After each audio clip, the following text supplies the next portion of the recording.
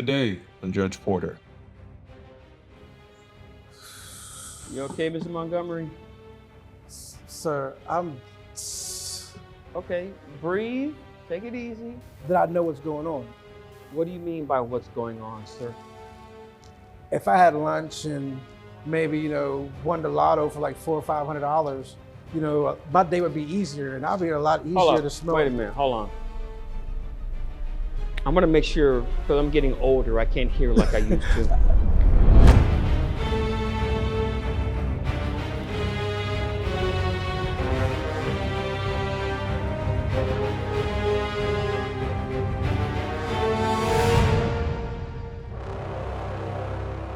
Good morning, everyone. We're here for case number 9101, the city of Mango Park versus Andre Montgomery. Mr. Montgomery, if you're here, can you come to the podium, please, sir?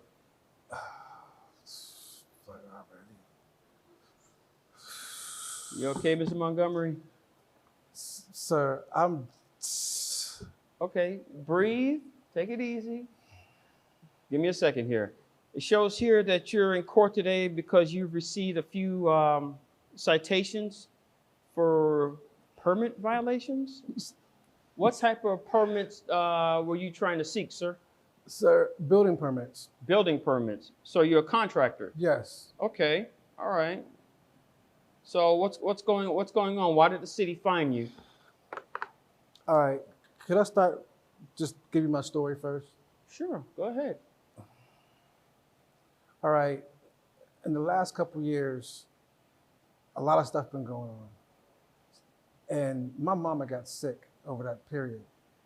My company was striving, but when my mom got sick, I felt obligated that I had to take care of my mom. Like, without her, I wouldn't be who I am today.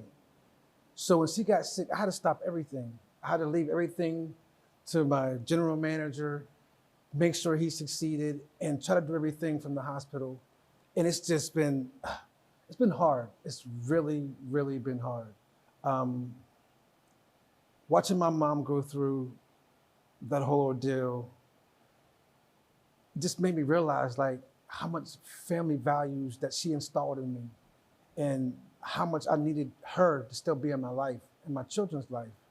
So I took time out from work and sat with her, and I don't know if your mom ever got sick and trying to get a mother to convince her to move outside her home. It took everything in me to convince her, everything. She didn't want to put a burden on me. She didn't want to do this. She didn't want to do that. And I finally convinced her, finally got her to commit. So I was like, Mom, while I'm down, I got this time off, I can take time to go ahead and I can build an addition to my home. I can put a 1-bedroom on, give you a bathroom, make it how you want to do it, you know what I'm saying? And give you that little final piece. You can be close to me. Let me cut you off for a second. So your mom still has this, like you said, you had a tough time convincing her. Is it because she felt like if she moved in with you, she was sacrificing her independence?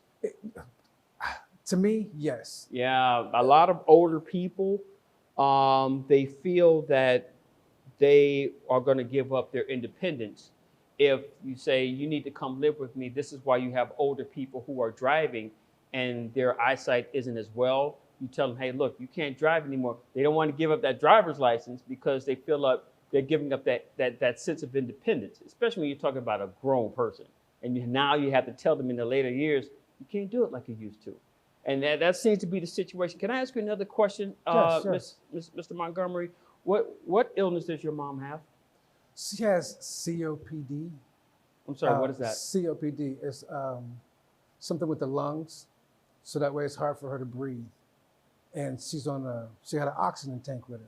Uh-huh. You know what I mean? So, and she sits up in the chair instead of laying down because she fears of passing away, but don't want to say it. Okay, so where does the problems with the permits come into play? Because you said were you trying to build something for on your house? I mean, where's Okay, so because my mom has some problems, I finally convinced her. So I talked to the neighbors, and our yards are kind of close together. So the border's a little bit. So, you know what I mean? A little bit of my property that I want to build on will be on his. So it's kind of like a little bit of obedient domain. So I would take over just a little bit of his property to build on. He said, no problem. But he also told me, just go ahead and build it. Just go ahead and build it. And I'm like, wow. I'm like, my mom taught me do everything the proper way. I know that owning my company, owning my business, you cannot cut corners. Okay. Cutting corners always mess up things. And I don't have the time to keep going back over and over and over and over things over and again. So when my neighbor actually gave up his little piece of the property, I was like, thank you. And he understood completely. But he's still consistent on build it, build it, build it, just build it. Don't say nothing, let him come afterwards. And I was like, no. Did you get the attachment built? Well, no, because every single time I would go down and try to get a permit, one guy would say, you got to be 10 feet, not 4 feet. Other guy said, hey, you know what? You're on his property. You can't do it. You got to go fill out this paperwork. We already did the paperwork prior to me going down, even starting off the permits. Mm. So every time I go down and start out the permit, it's always something different. Okay. So last time I went down, guy came up. He was like, what are you doing? And I was like, your last guy said I can go ahead and build it here. I can go ahead and start this. No, you can't. No, you can't. I know what you're talking about. I gotta go talk to him. Stop everything. So you started the foundation of the structure. Yes. Okay. And so I understand this correctly, the structure itself was part of the structure was on your neighbor's property, which your neighbor said was okay. Yes. Is that where the city says they had a problem with you? They did, but we went down and filed all the paperwork exactly that we needed to file. Everything went fine with that. There was never any problem with that because he went with me. All of a sudden, I go down by myself and start doing it. It's a jump here, it's a jump there. So when the guy said I can build, I just listened to my neighbors like, you know what, just build it what they said as fast as you can. So that way they can't say anything. And you have your mom situated. And we already signed off her lease. You know what I mean? So time is running short. So Okay. I definitely need to get this done. I don't have the funds right now to hire a top-notch crew to have it come in there and build like that. So every time I go down there, it's another hindrance on me. All right. I see where the controversy is.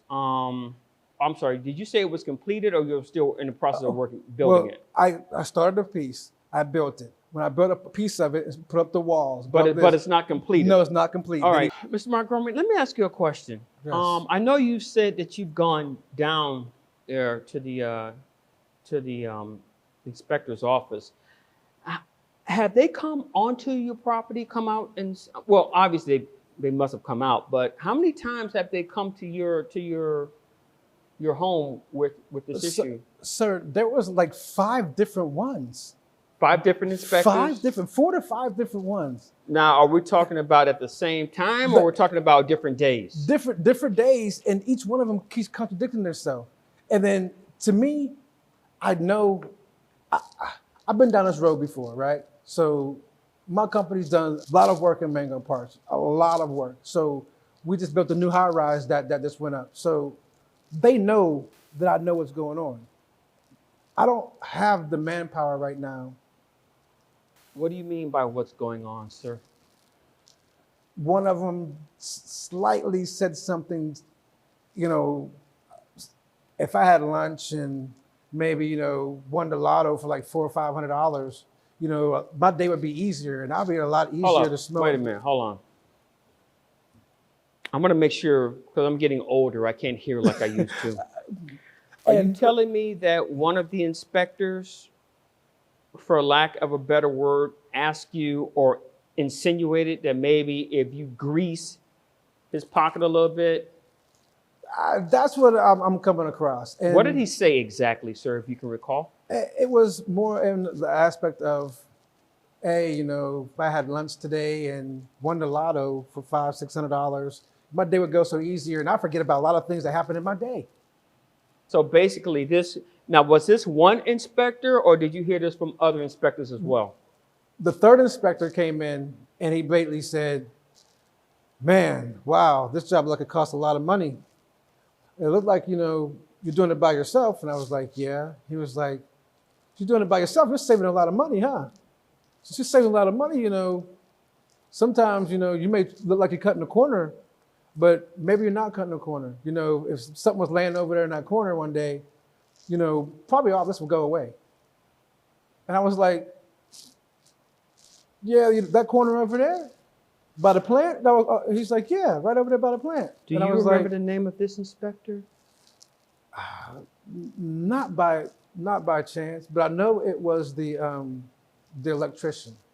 The electrician is the one that basically said that there was something about a corner. Foundation guy is the one who said if he hit the lotto.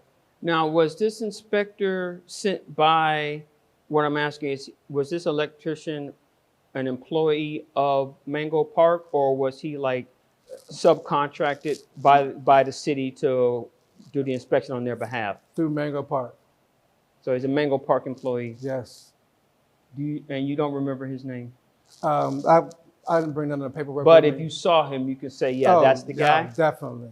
Like I said, I just want to get my mom there so she can just live the rest of her days in peace.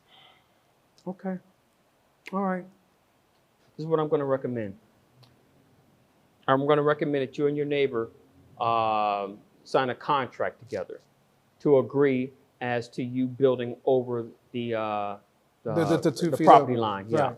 Get that done, so that won't be an issue later on.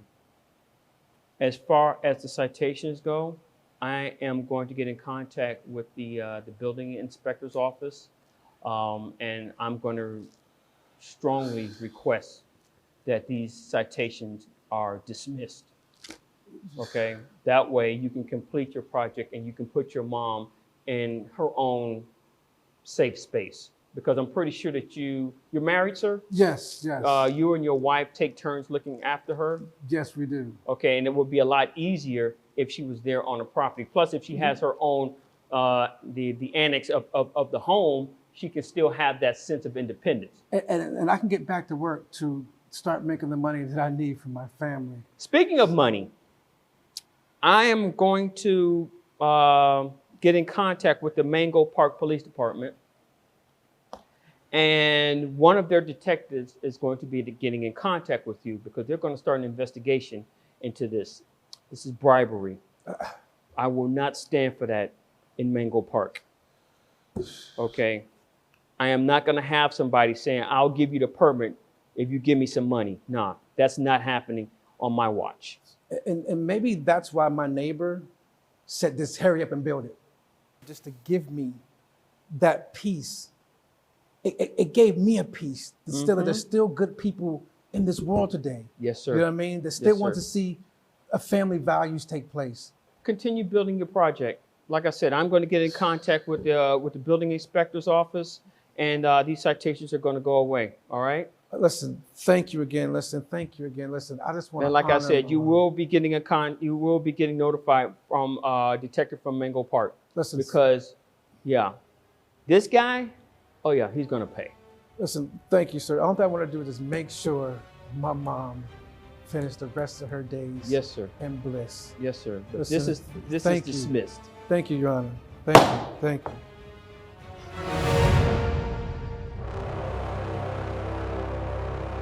Listen, I want to thank Judge Porter for understanding, having the compassion for me, helping me to get this building done for my mom so she can see all her grandchildren.